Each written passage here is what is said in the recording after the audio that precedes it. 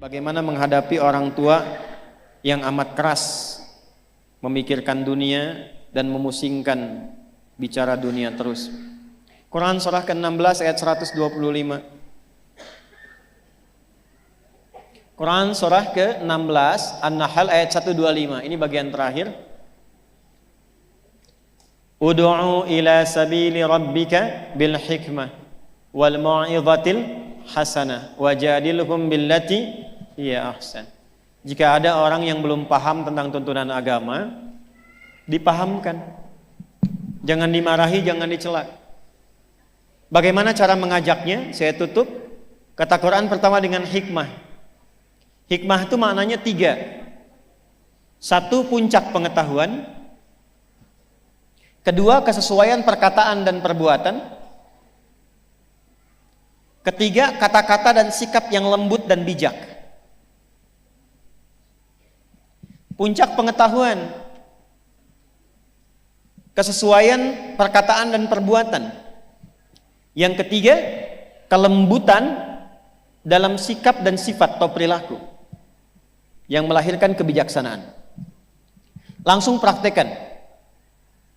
Maaf Bu, jadi sudah pernah mengalami ya, kalau ada anak-anak gitu, anak rewel macam-macam, ibu pernah marah? Marahnya benci atau sayang? Bayi nangis rewel terus, bayi baru lahir, apa ibu bentak? Diam kamu gitu? Tidak. Ibu pukul? Tidak. Yang keluar apa? Sayang, kan? Dipeluk dan sebagainya.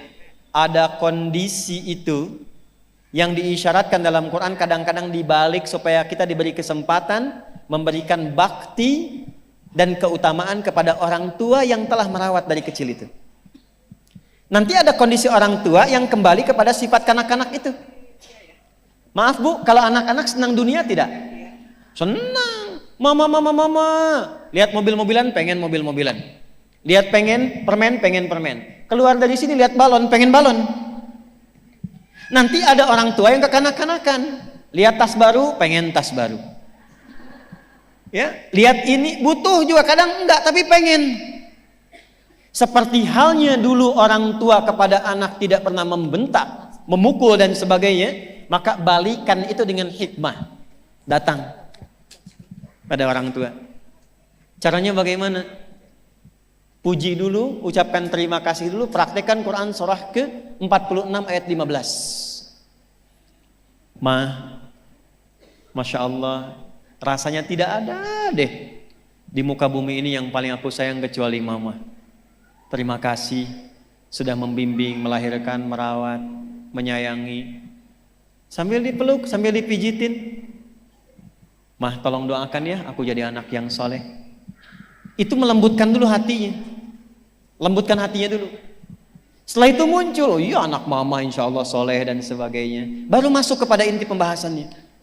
Mah, menurut mama bagaimana kalau satu saat aku dipanggil oleh Allah? Jangan bicara begitu dulu. Sudah muncul tuh ya. Iya mah, tapi kan harus siap-siap juga supaya memberikan pahala buat mama.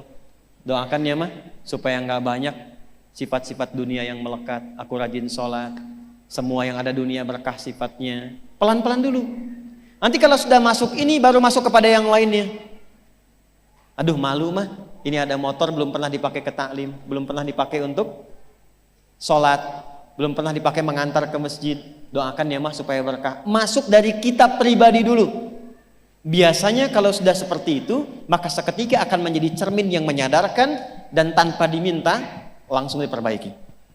Tanpa diminta langsung diperbaiki. Saya tutup dengan contoh singkat dan cepat.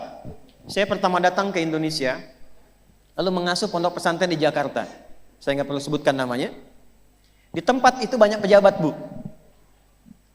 Qadarullah ada masjidnya. Pejabat ini rata-rata baru selesai masa pekerjaannya, pensiun lah istilahnya. Tapi rata-rata terkena post power syndrome. Jadi kalau di kantornya pejabat, di masjid pengen menjabat juga, pengen jadi imam. Lalu berselisihlah rata-rata mereka itu, pokoknya pengen jadi imam, sementara bacaan belum memenuhi. Saya bilang begini, saya tes dulu Pak. Untuk jadi imam itu bacaannya mesti benar. Jawabannya hebat. Justru Ustadz ketika jadi imam itu supaya dibenarkan oleh makmum katanya. Bagus Pak, saya bilang. Saya kasih Bapak cara supaya Bapak nanti jadi imam lebih hebat lagi. Bapak boleh jadi imam, nggak ada masalah. Khusus duhur dengan asar dulu. Nanti subuh, maghrib, isya biarkan santai dulu Pak. Dalam masa menunggu itu Bapak setoran ayat yang mau dibaca maghrib. Misal Bapak pengen imam sholat maghrib, silahkan Bapak duhur imam, asar imam. Nanti mau ke maghrib, apa yang mau Bapak baca untuk sholat maghrib Bapak setorkan dulu ke santri. Sementara nunggu setoran biarkan santri jadi imam. Begitu santri yang imamin suaranya bagus Bu, isanya bagus juga, subuh bagus juga. Besoknya saya bilang lagi, Pak silahkan maghrib imamin. Gak usah Ustadz, itu aja yang udah ada. Setelah mereka ada lebih bagus, ada lebih enak, kita naikin. Pak, jadwal isya ya, nggak usah Ustadz. Enggak, Bapak udah bagus bacaannya. Jadi begitu diberikan jadwal dan merasakan ada perubahan, disitulah kemudian terbawa untuk lebih meningkatkan bacaan Qur'annya. Sejak saat itu, yang tadinya hanya pengajian ibu-ibu, sekarang ada pengajian bapak-bapak. Untuk tahsin. Terakhir, bacakan doa Nabi Musa saat datang kepada Fir'aun. Jangan lihat Fir'aunnya, jangan lihat lihat sifat kerasnya.